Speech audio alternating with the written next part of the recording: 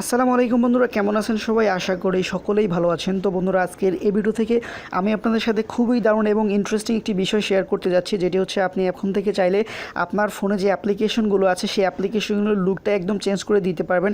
আপনি চাইলে আপনার যে কোনো অ্যাপ্লিকেশনের নাম চেঞ্জ করে বা ছবি চেঞ্জ করে বা যে প্রোফাইলটা আছে সেটি চেঞ্জ করে নিজের ছবি নিজের পছন্দ মতো নাম দিয়ে সেগুলো ইউজ করতে পারবেন।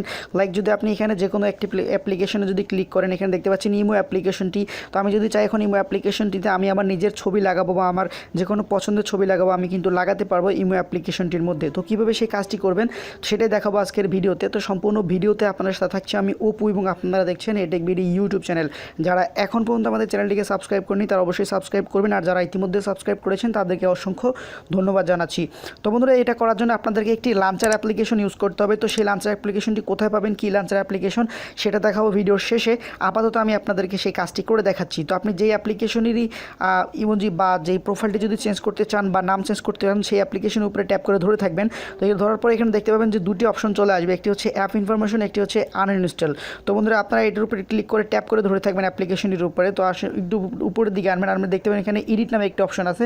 তো এডিট নামের অপশনটা যদি আপনি ছেড়ে দেন, এখানে দেখতে পাবেন দুটি অপশন আছে, একটি হচ্ছে প্রোফাইল এবং একটি হচ্ছে নেম। তো প্রোফাইলে যদি ক্লিক করেন, এখান থেকে আপনি আপনার পছন্দ মতো যে কোনো একটি প্রোফাইল এখান থেকে কিন্তু সিলেক্ট করে দিতে পারবেন। তো এখানে দেখতে পাচ্ছেন যে এখানে আপনাকে বলছে যে আপনি সার্কেলে নেবেন নাকি ফুল সার্কেল, আপনি যেরকম চান সেভাবে নিতে পারবেন। তো আমি এখান থেকে সার্কেলে ক্লিক করব।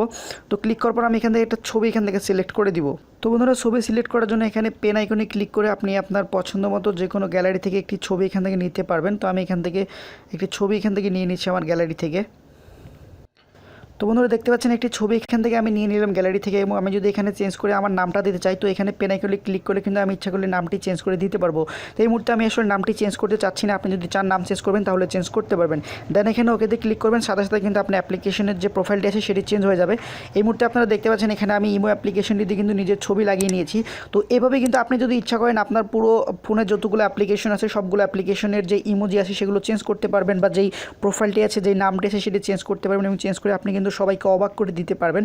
খুবই দারুণ একটি সিস্টেম এই অ্যাপ্লিকেশনটির। তো এখন আপনাদেরকে দেখিয়ে দিব যে এই অ্যাপ্লিকেশনটি কোথায় পাবেন বা কোন লাঞ্চার আপনারা ইউজ করবেন। তো অ্যাপ্লিকেশনটি বা লাঞ্চারটির নাম হচ্ছে এমআই লাঞ্চার। আপনারা যদি প্লে স্টোরে গিয়ে সার্চ করেন এমআই লাঞ্চার লিখে, এই যে দেখতে পাচ্ছেন এমআই লাঞ্চার 2020 যে নতুন আপডেট ভার্সনটি আছে এটাতে অবশ্যই আপনারা ইনস্টল করে নেবেন। তো ইনস্টল করে যখন সেট আপ দেবেন তখন অটোমেটিকলি কিন্তু আপনাদের এই অপশনগুলো চলে আসবে।